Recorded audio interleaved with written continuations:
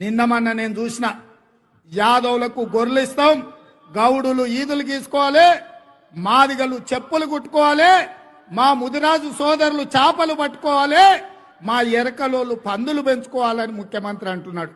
నేను అడగదలుచుకుని ఈ వేదిక మీద నుంచి శ్రీమతి సోనియా గాంధీ గారు 60 ఏండ్ల సుదీర్ఘమైన పోరాటాన్ని 1569 మంది విద్యార్థుల ఆత్మ బలిదానాలను దృష్టిలో పెట్టుకొని ఈ 60 ఏళ్ల ఆకాంక్ష నెరవేర్చి తెలంగాణ రాష్ట్రం ఇస్తే ఇవాళ యాదవులు గొర్రెలు పెంచుకోవడానిక, ముదిరాజులు చేపలు పట్టడానిక, గౌడన్నలు కళ్ళు తీసుకోవడానిక, మా బోయలు అనాథలయ్యి ఉద్యోగ ఉపాధి లేక వలసలు పోవడానిక?